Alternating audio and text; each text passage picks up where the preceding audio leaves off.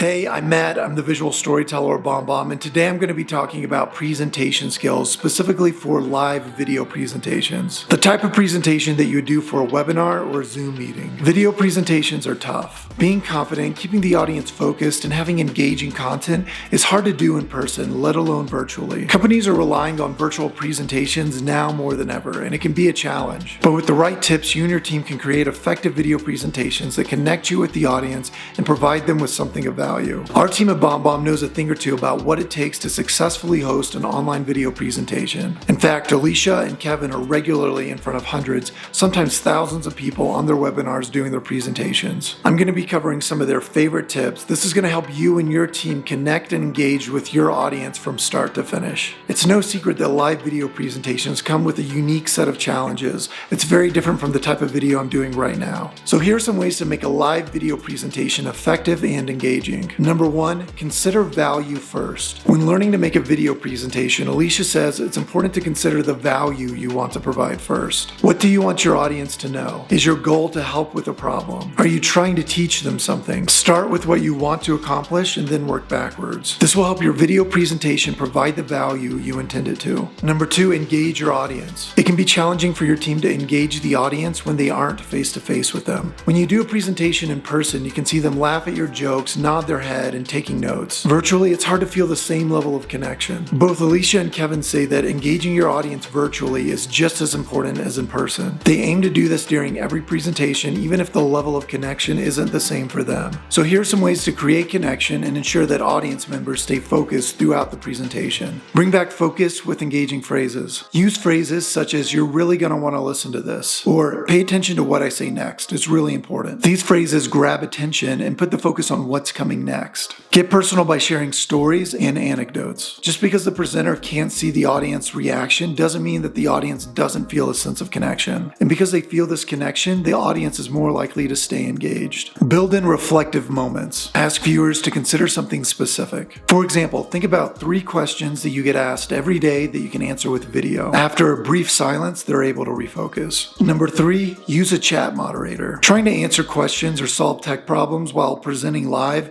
can throw off an entire presentation. Starting and stopping to answer everyone's questions can make it difficult for a presenter to stay on track. Having a moderator in the chat is the key to interacting with the audience while still delivering a smooth presentation. A moderator can filter through the chat and pass along applicable information to the presenter without creating any disruptions. Number 4, host a Q&A session. When it comes to answering questions, there's a huge difference between presenting in person and presenting virtually. Alicia has observed that questions in person usually are more meaningful and the answer tends to apply to everyone. With digital anonymity, people tend to ask more person-specific questions. For example, they may ask for tech support or for information they missed during the presentation. To avoid significant interruptions, include a 10 to 15 minute Q&A session at the end of every presentation. If the audience is small, you can take it one step further and offer your contact information or video conferencing opportunities to go over individual concerns. Number 5, embrace interruptions and distractions. When you're presenting virtually, you have the opportunity to showcase your humanity. Perfection isn't the goal when presenting to an audience. Connection is. Interruptions and distractions are all part of life. For example, the dog barking, children running around in the background, your phone ringing.